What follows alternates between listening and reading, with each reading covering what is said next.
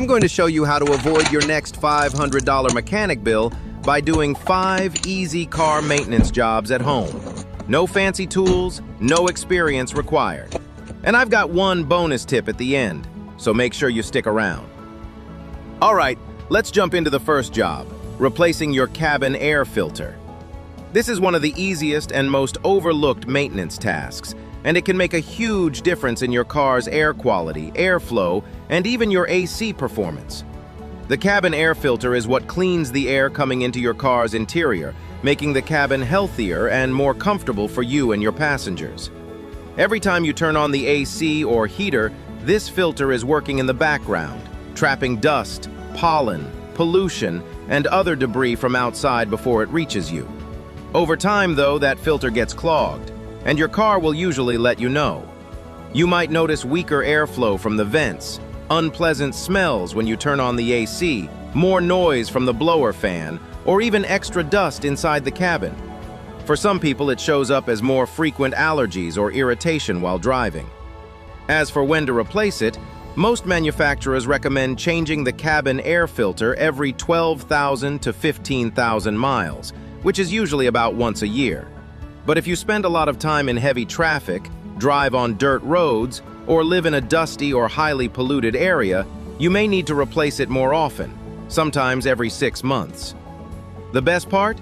This is a super quick, inexpensive job that most people can do in just a few minutes, and it's one of the easiest ways to improve comfort inside your car. Most of the time, the cabin air filter is really easy to get to. No tools, no hassle. In many cars, it's located behind the glove box.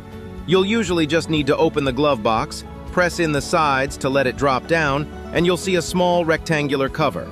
Pop that cover off, slide the old filter out, and you're right there. In some vehicles, the cabin filter is located under the dashboard on the passenger side near your feet.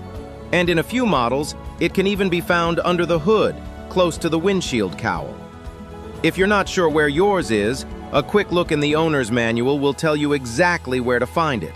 Or you can do a quick search using your car's make, model, and year.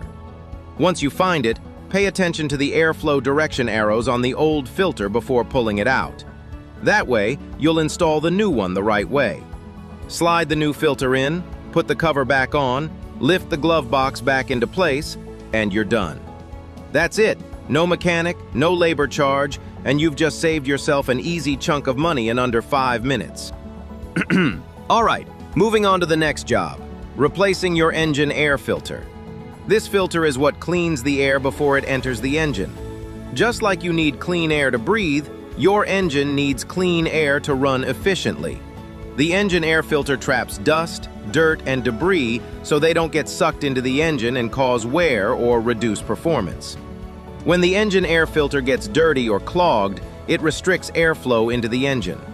That reduced airflow throws off the air-fuel ratio and puts extra stress on the mass airflow sensor, because the sensor can no longer read air correctly. When that balance is off, the engine can feel weaker, fuel economy can drop, and in some cases, the car may even trigger incorrect diagnostic trouble codes. The good news is, preventing all of that is incredibly easy. In most cars, the engine air filter sits inside a black plastic air box under the hood. This box is usually connected to the intake hose that runs toward the engine, so it's pretty easy to spot once you're looking for it. The air box is typically held together with a few metal clips, plastic tabs, or sometimes a couple of screws. You don't need anything fancy. In many cases, you can open it by hand, and if screws are used, a simple screwdriver will do the job. Once the air box is open, you'll see the filter sitting right inside. Just lift the old filter out and take a look at it. If it's dark, dusty, or full of debris, it's definitely due for replacement. Before installing the new filter, it's a good idea to wipe out the inside of the air box with a clean cloth to remove any loose dirt. Then drop the new filter in the same position as the old one, making sure it sits flat and seals properly around the edges. After that, close the air box, snap the clips back in place or tighten the screws, and that's it. You've just replaced your engine air filter in a few minutes. No special tools, no mess, and no mechanic bill.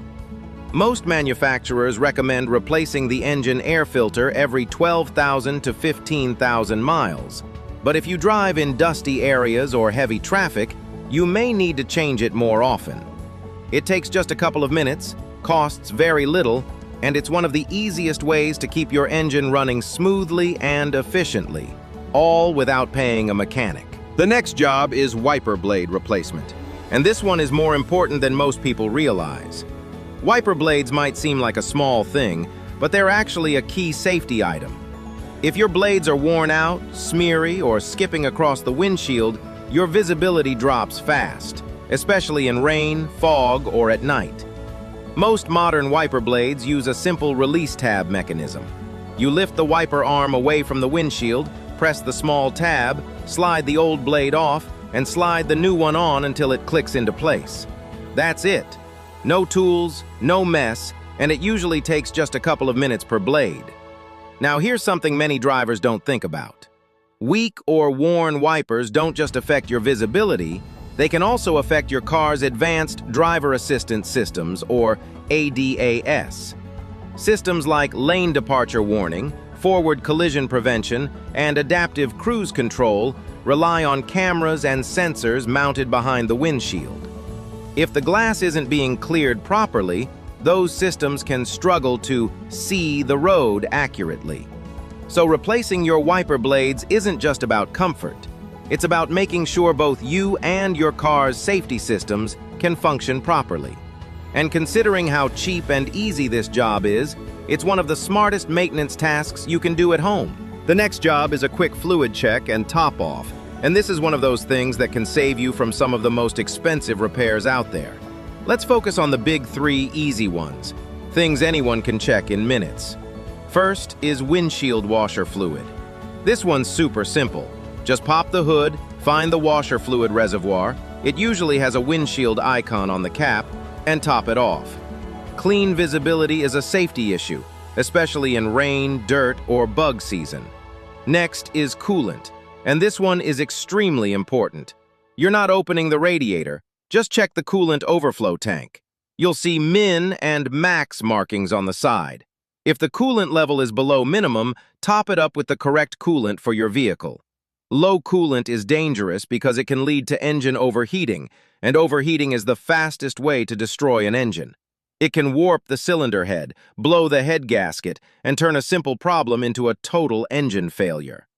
A 30-second check here can literally save you thousands. Now let's talk about brake fluid. The brake fluid reservoir is usually near the firewall and clearly marked. If the level is low, it could mean your brake pads are worn or there's a leak in the system. Either way, it's something you don't want to ignore because your brakes are your #1 safety system. And finally, keep the engine oil check simple. Pull the dipstick out, wipe it clean, slide it back in, and pull it out again. You'll see two marks, low and full. As long as the oil level is between those marks, you're good. If it's low, top it up with the recommended oil. This entire fluid check takes just a few minutes, costs almost nothing, and it can prevent overheating, brake problems, and even total engine failure. It's one of the easiest maintenance habits you can build, and one of the smartest. The next job is checking and filling your tire pressure. And this one is absolutely fundamental for safety, ride quality, and tire life. All you need is a basic tire pressure gauge, the kind that costs just a few dollars and fits in your glove box.